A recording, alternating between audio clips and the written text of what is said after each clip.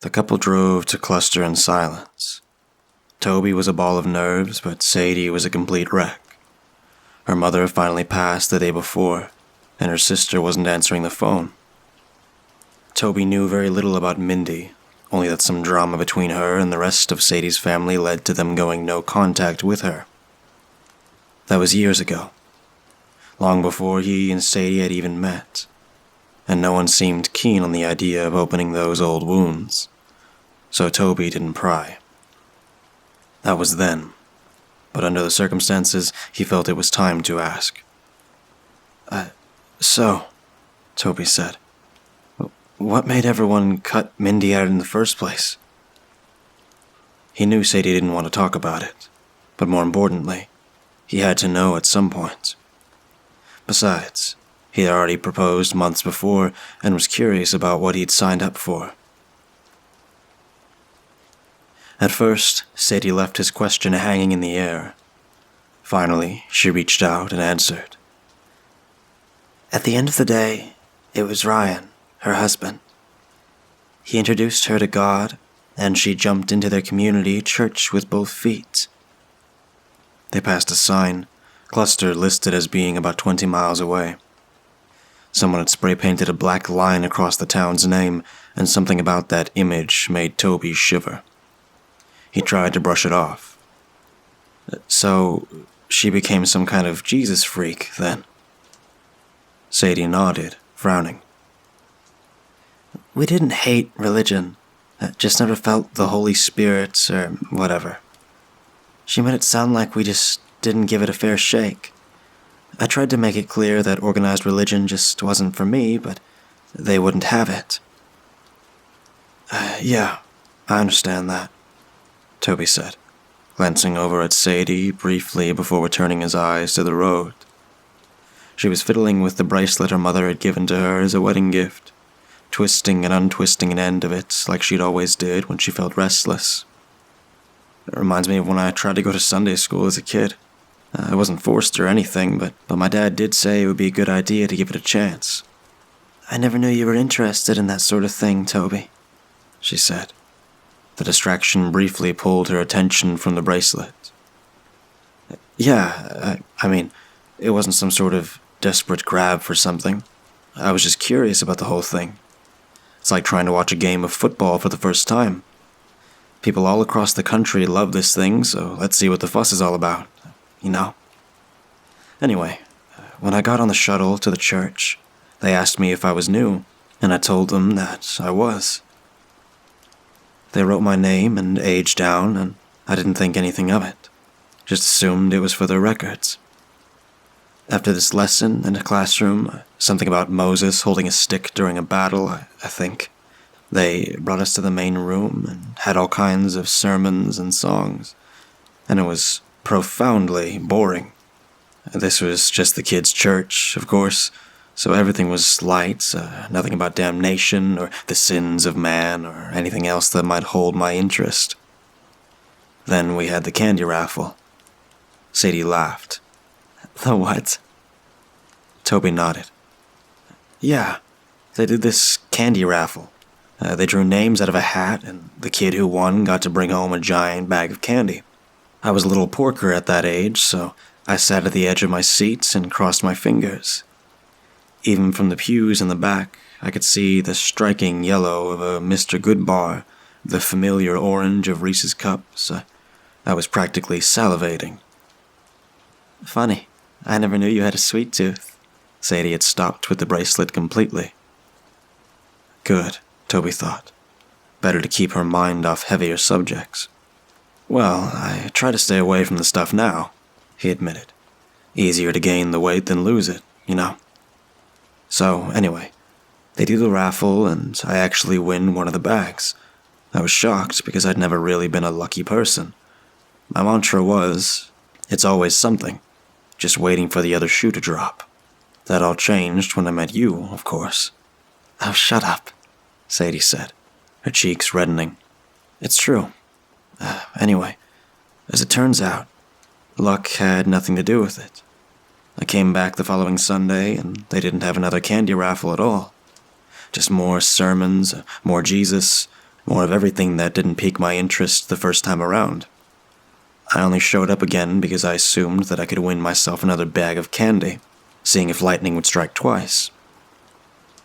Obviously, it didn't. I was dropped off at the apartment complex I lived at, along with a few neighbor kids who were regulars at the church. I asked them how often the church did candy raffles, and one of them just laughed and said, "Oh, that bullshit. They only do the raffles when there's a new kid, and the new kid always wins, so I stopped going." "They were bribing the new kids with candy," Sadie asked. "Absolutely." "But how do you know for sure?" Toby shifted in his seat. "Well, I did it again," he admitted as they passed another sign with the cluster's name crossed out. Sadie was looking at Toby and didn't see the sign. "What do you mean?" "After a few years, when I was in middle school, my family moved to a different apartment complex. I'd grown a bit taller, lost a good chunk of my chunk. The Sunday school shuttles would stop by those apartments too, so one Sunday I decided to give it another shot. And not just the candy, the actual God stuff too." "I don't think I ever did that," Sadie noted, smiling sadly at the idea. "It just never felt right to me. Not even the idea of believing or whatever. I don't know why I always pushed back against it." Toby shrugged. "Well, some people are born with that uncanny ability to take a leap of faith, but people like you and me aren't wired like that. I didn't understand that at the time. I wasn't sure what kind of person I even was, but I knew that the church could sort me out one way or the other. I gave them one more shot. The one chance to either reel me in or prove I couldn't be a believer. It worked, too. After the second time, I knew exactly where I stood." "What happened?" "Two things, actually," he admitted, changing lanes to get around a semi-truck. "You see, the teenagers are given more mature passages to read and learn from in the classrooms. And then all of us were treated to an equally mature sermon before joining the younger kids in the main room. That day, they had a contest where the first 3 kids who could recite a verse from the Bible would win a glazed donut. I raised my hand and read out the passage I just learned in the classroom. Job 1:16. "God had delivered me to the ungodly, and turns me over to the hands of the wicked." The guy looked at me, just standing there like a deer in headlights. And I'll never forget what he said to me. Sadie's ears perked up at that one. "What did he say?" He sighed, shook his head, and said, "Kid, just say John 3:16. Sadie's head tilted to the side. "What?" Toby shrugged. I still don't know. It could be that he didn't like my verse.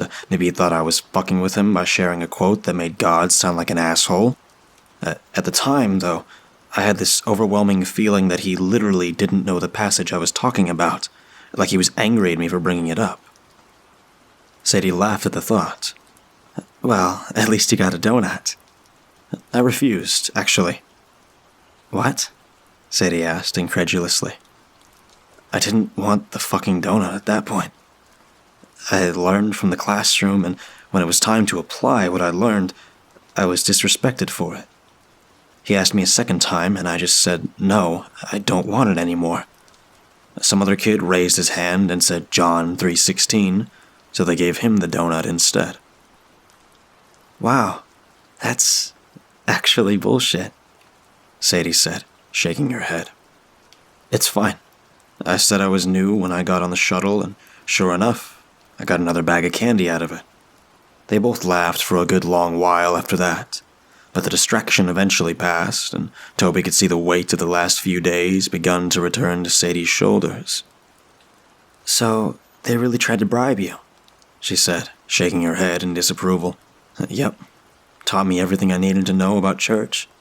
They want asses and seats, some money on the collection tin. That's all.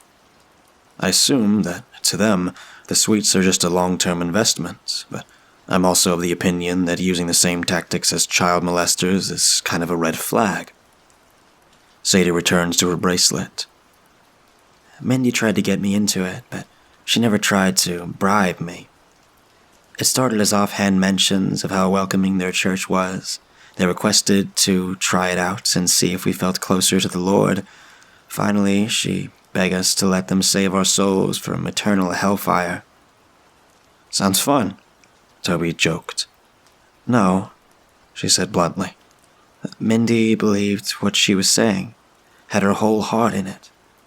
She wanted us to be part of it, and wouldn't let it go no matter what we said.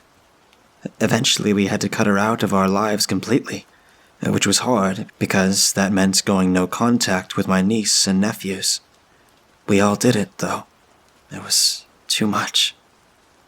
Something had to be the last straw, Toby speculated, hoping to finally learn more about what caused the rift in Sadie's family. Sadie twisted the bracelet, but her eyes were straight ahead. Well, it wasn't something to do with me specifically, more my mom than anyone. She came down to Cluster to visit her grandkids, and before she'd even unpacked, Mindy had already started begging her to go to church with them on Sunday. My mom turned her down, told me she wasn't shy about it either. And for a while, it looked like Mindy had gotten the message. She started sulking around the house, didn't talk much, gave my mom a wide berth so she could spend time with the kids. My mom said it was awkward, but better than constantly dealing with Mindy's nagging. But that didn't last long, right? Toby said. Of course not. That Saturday night, Mindy told my mom that they'd be getting breakfast at the diner. Then they'd drop my mom off at the house so the rest of the family could go to the church while she did whatever at home. You're welcome to come, but it's your choice, Mindy had said. On the day of, though, they drove her right to the church instead. We're already here, Mindy told her. Just give it a chance, and then we'll go to the lunch afterwards. My mom was so furious with them that she just sat in the car, said she wouldn't move a muscle until they brought her back to the house. Toby smiled. Sounds like something she'd do. Sadie's mother was a very strong-willed woman, and anyone who saw how hard she fought the cancer would agree. The doctors would occasionally joke that she was too stubborn to die, and he believed it. Sadie nodded. Ryan didn't like that. I didn't like being told what to do by a woman, or at least that's the impression my mom got.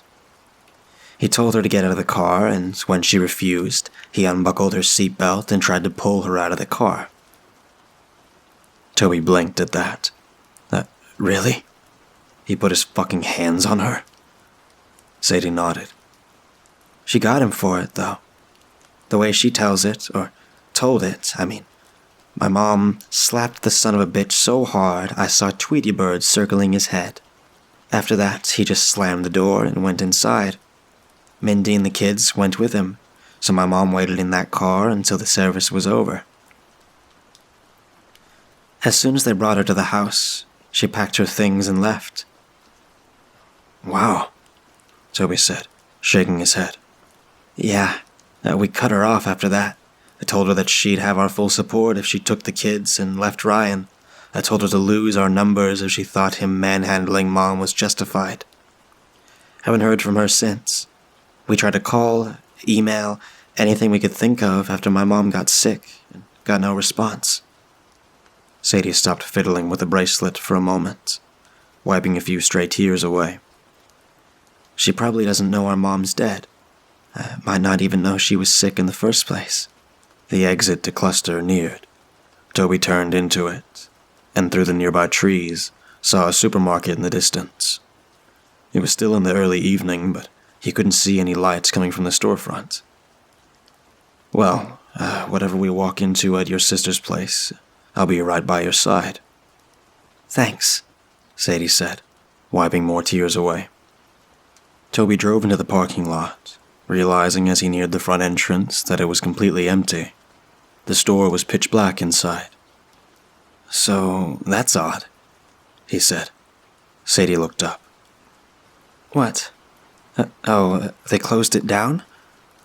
I guess so, Toby mumbled. Let's just go straight to your sister's place. Wait, this doesn't make any sense. Stop the car.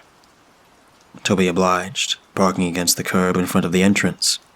Sadie unbuckled her seatbelt, Come on, she said, opening the door.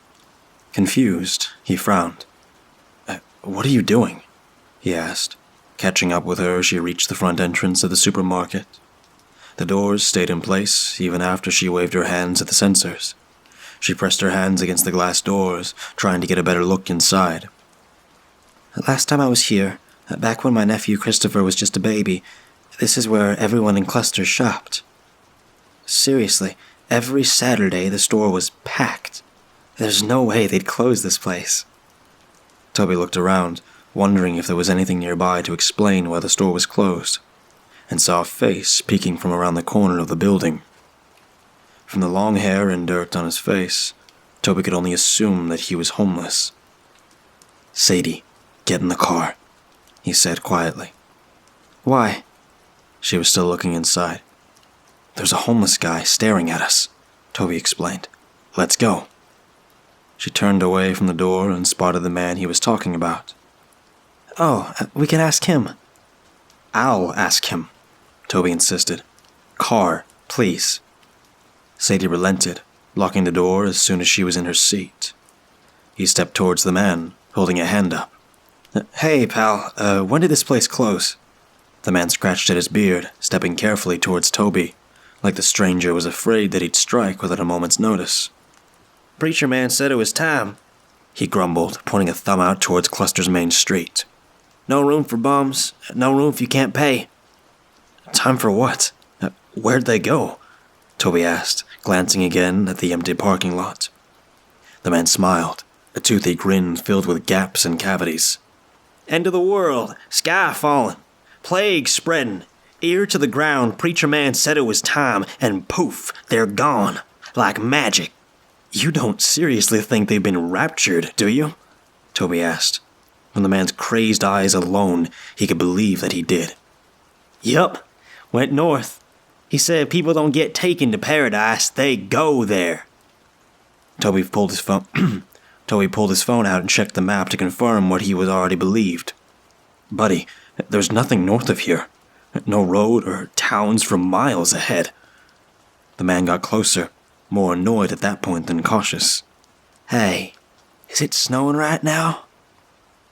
No, Toby said without bothering to look up. And do you see any reindeer? Maybe some elves? Fat guy in a suit? He smiled joylessly. No, Toby repeated. Then there's something north of here, he said, laughing. Go north, you'll find it. Paradise. So they went off to see Santa, Toby joked. No, he screamed, his booming voice echoing through the empty parking lot. No, they went to see God. Sure, Toby dismissed, knowing that he'd waste his time by listening to the guy. Anyway, have a nice night. The man shrugged, as if Toby had wasted his time, and turned away, heading back the way he'd come. Toby got into the car. Well, that was bizarre, he said. He tell you what happened? Sadie asked. From what I can gather, Toby explained, heading towards the town prompter. That homeless guy thinks the pastor of your sister's church ordered everyone to head north to some kind of paradise. Sounds cultish to me, but the guy is not exactly a reliable source of information. As they exited the parking lot, Toby glanced at the side of the building and saw that the man had returned to his makeshift home. Against the side of the store, he'd made walls of shopping carts, connecting them with a tarp for a solid roof. A wood board leaning against the entrance, functioning as a front door. Sadie noticed it, too. If everyone's actually gone, then why would he stay? Toby shrugged. Probably has nowhere else to go. The 10 minutes it took to reach Mindy's house were eerie. Toby expected the lights inside the houses they passed to be shut completely off, but the streetlights were off too, making the numbers of the houses hard to read. They relied on the map on Toby's phone to find the place, double-checked by keeping track of the street names as they passed the signs. As the couple stopped in front of Mindy's house, Sadie pointed to the driveway, where a minivan was parked. That's Ryan's car, she said. Maybe they're home. Toby looked down the street.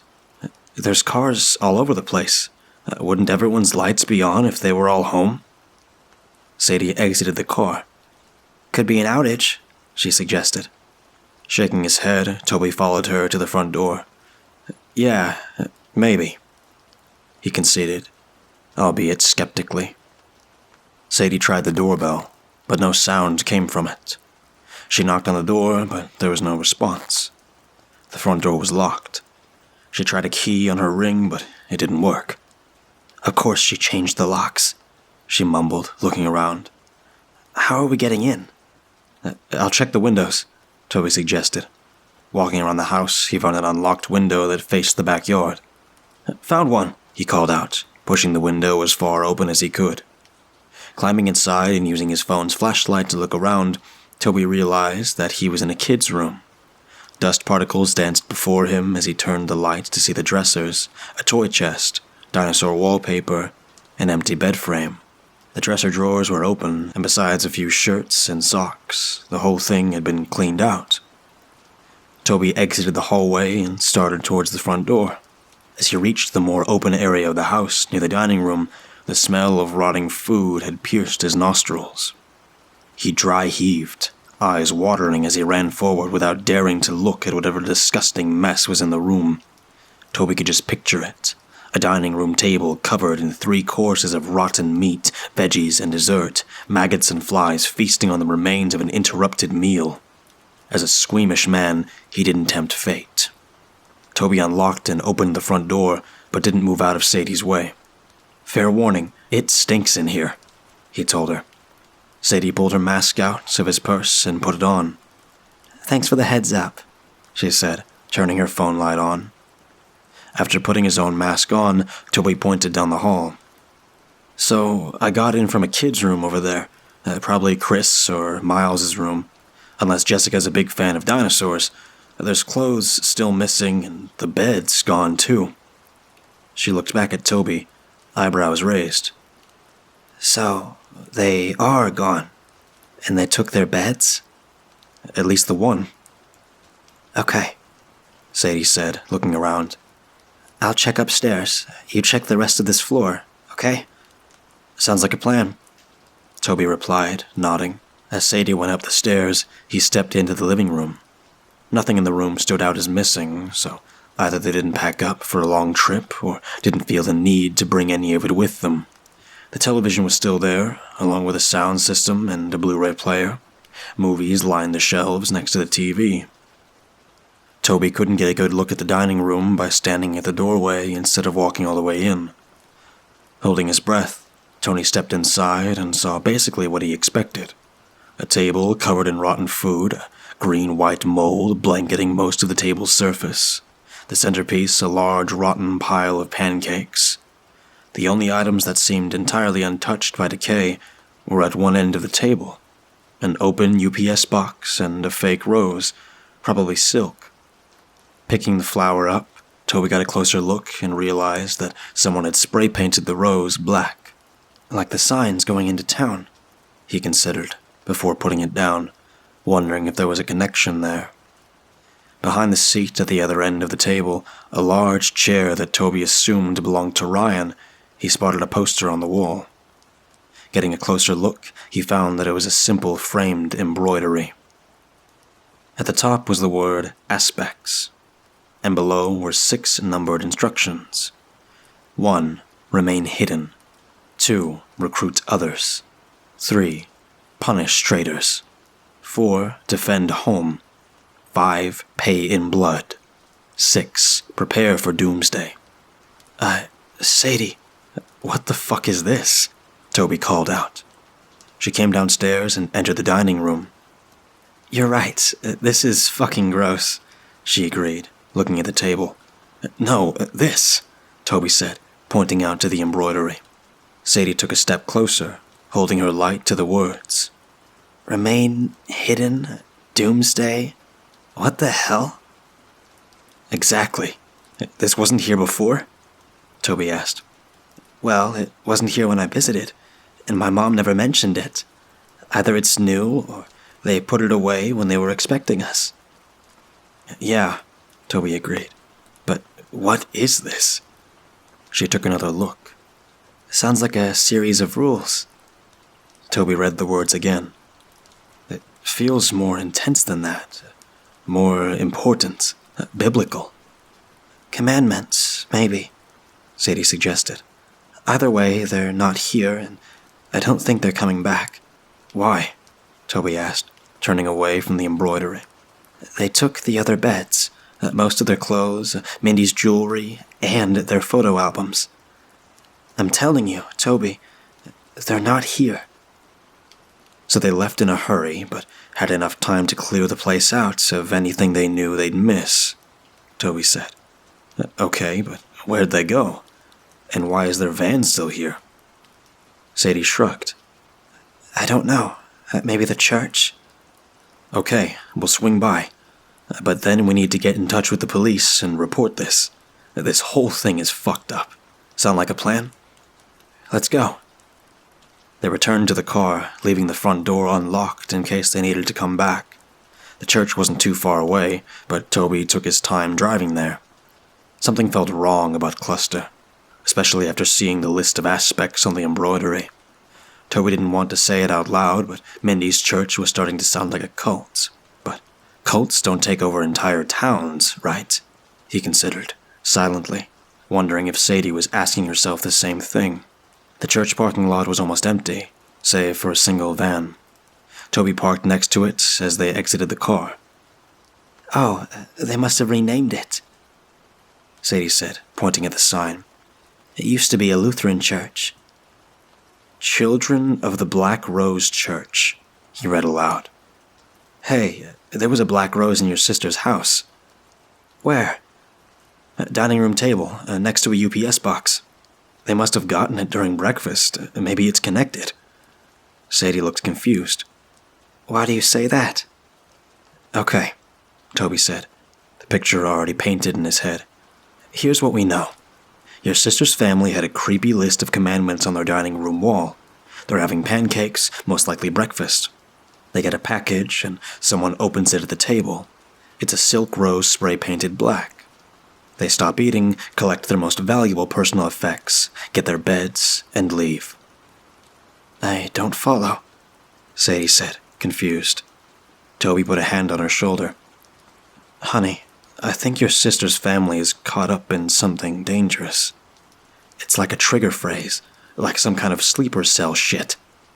The rose was a message, and given the new name of the church, I'm sure it's all connected. I'll check it out, but I want you to stay in the car again, okay? Sadie started fiddling with the bracelet again, but Toby doubted she noticed she was doing it. Okay, she agreed. Toby handed her the keys. Lock the door, stay in the driver's seat in case you need to leave. I'll be right back. Be careful, she warned, looking to the front doors of the church.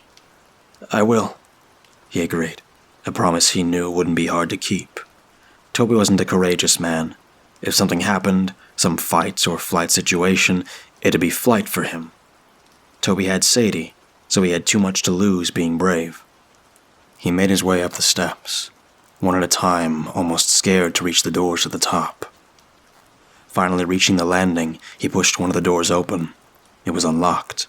Toby turned his phone light on and pointed it forward. Inside, Toby could see the silhouettes of over a dozen people amongst the pews.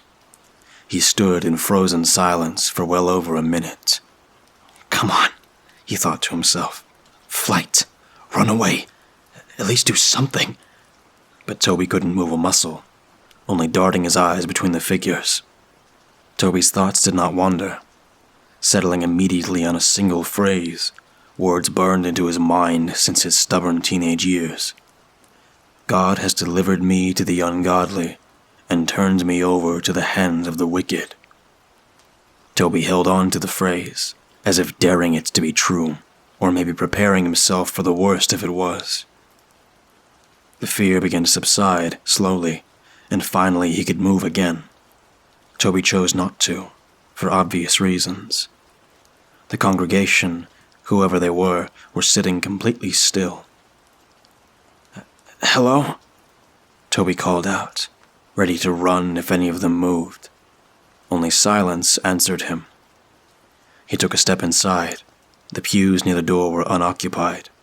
Most of the strangers seated near the front. The podium was unmanned. Who are they waiting for? He wondered. As he neared one of the closer silhouettes, Toby was hit with the stench of decay for the second time that night. Oh, fuck, he cursed, pointing his light at the nearby silhouette. The man was wearing a suit, likely his Sunday best. His hair looked brittle, and the skin of his neck was a sickly reddish-brown. Toby took a step closer. The body looked wet. Finally, fight or flight kicked in, and Toby ran for the door without hesitation. Not bothering to close the door behind him, he flew down the steps, 3 at a time. The car was started before Toby even opened the passenger door. He threw the door open, jumped in, and slammed it shut. Go! He screamed, dialing 911 on his phone. What happened in there? Sadie asked, putting the car in reverse. They're fucking dead, Sadie. There's a lot of people in there, just sitting there, and they're all dead. Toby fumbled with the call button, nearly dropping his phone, hands slick with sweat. Did you see Mindy in there? Sadie asked, exiting the parking lot and heading in the direction of the supermarket. Any of the kids? No, I didn't get a good look at them, Toby admitted. One guy, though, he was just rotten. Finally, he pressed the call button. The operator was on the line after a moment. 911, what's your emergency? She asked. Well, 2 things. I had to report some people missing, and How many people? She interrupted. Toby laughed nervously. The population of Cluster, give or take a dozen. The couple were instructed to stay at the supermarket parking lot until the sheriff could arrive. By the time he had got there, Toby had regained his composure. He didn't leave anything out, telling the sheriff all about the circumstances surrounding Mindy's family and the church, even telling him what the homeless man had said. The sheriff said he'd look into it and told Toby and Sadie to get a hotel if possible, so they could answer more questions if needed. After a few days, they called Toby and said it was an active investigation, but they had no updates for them. As it turned out, another couple had also called in earlier that day, but no one mentioned anything about dead bodies, so they didn't look into it immediately. Toby and Sadie were free to go, and the investigators promised to contact them again when they had more information concerning Mindy's family. Weeks later, Toby finally got the call from someone claiming to work with the FBI. Called themselves Agency Clay, asked Toby for more information concerning his Black Rose theory, and Toby told him in detail how he came to the conclusion that their church was some kind of cult. Thanking Toby for the confirmation, Agent Clay gave him the update that both he and Sadie were waiting for. Clay said that most of the information was classified, including what he was about to share, but that Sadie ought to know who was in the church. Every single body in the pews belonged to a different household, mostly the men of their houses. Some older relatives, like grandparents, were there to represent their family instead. Ryan was among the dead. How'd he pass? Toby asked, assuming that Clay would tell him that it was classified. Instead, he surprised Toby with an answer. Poison. Signs points to voluntary ingestion.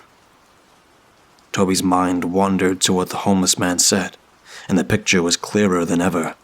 They wanted to go to paradise, but there was no room unless you could pay. One of the aspects on the embroidery said to pay in blood. Every household had one member at the church, dead by their own hands. Go north, Toby said. What? Agent Clay asked. Can you elaborate on that, sir? The homeless guy said they went north, called it paradise. Now, obviously that's bullshit, and as zealous as they must have been, they didn't exactly treat it like the afterlife. How do you figure? Agent Clay asked.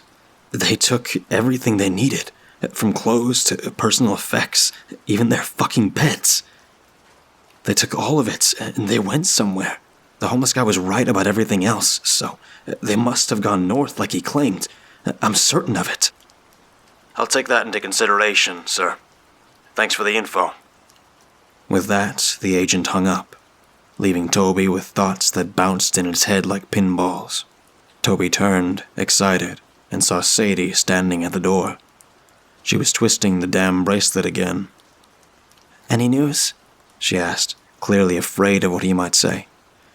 Good news and bad news, actually. Ryan was in the church. He's confirmed dead. And that's the bad news. The good news is that your sister and her kids were not at the church. Based on what the guy on the phone told me, I think she's with the rest of the people from Cluster." She ran to him, tears streaming down her face, and held him tight. "You believe they're still alive?" she asked, face pressed against her fiancé's shoulder. "I do," Toby admitted, wrapping his arms around her. That night, as Toby got ready for bed, he came out of the bathroom and found Sadie kneeling against the bed. For the first time since he'd known her, she was praying. Without a word, Toby knelt beside her, held his hands together, and closed his eyes.